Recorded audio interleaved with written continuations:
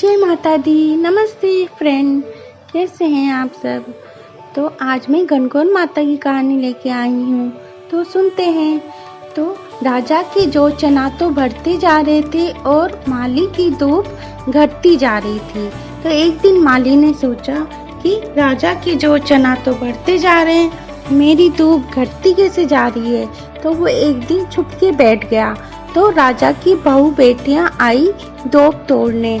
तो वो देखा कि तो राजा की बहू बेटियां आई है। तो उसने उनकी लुगड़ी, चुन्नी, घाघरा और पकड़ने लग गया और बोला कि मेरी धूप क्यों तोड़ रहे हो।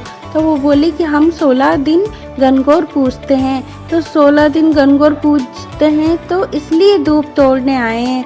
तो वो बोला नहीं, कैसे धूप नहीं ले जा सकते। वो मना करने लग गया, पर वो बोली कि हमें धूप ले जाने दो, तोड़ने दो, क्योंकि हम 16 दिन बाद तुम्हारे घर पे जो भी हमारे पकवान और सब बनेगा वो हम आपको दे जाएंगे, पूजा का सामान। बोला अच्छा। तो वो मान जाता है, फिर वो चली जाती है। तो जैसे ही 16 दिन होता है तो वो थालियां भर भर के पकवान, हलवा, पूरी और घेवर, बहुत सारे पकवान, खीर, बहुत सारा पकवान, मिठाइयाँ ले जाती है और उसके घर पे देने जाती है। तो वो अपनी माँ को कहता है, माँ मैं डूंगर जा रहा हूँ पत्थर तोड़ने, अगर कोई राजा की बहुएं बेटियाँ आए तो उससे वो खाना और पोशाक पूजन का ले लेना। तो बोले ठीक है। तो वो चली जाती है। तो वो आती है तो वो देखती है कि उनकी माँ को वो सारा सामान दे जाती है, सारा सामान दे जाती है। तो वो जैसे ही जाती है तो बेटा आता है, बोलता है मामा वो औरतें आई थी, राजा की बहू बेटियां। बोले हाँ आई थी ना, पोशाक दे गई खाने का।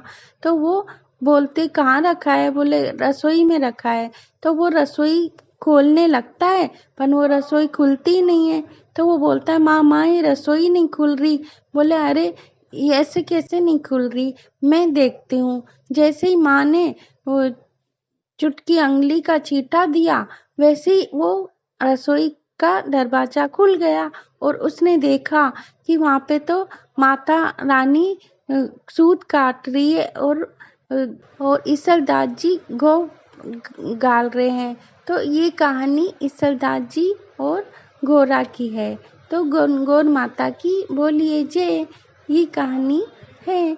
तो मिलते हैं फिर और कहानी के साथ। तो जय माता दी और सब्सक्राइब जरूर करें, लाइक जरूर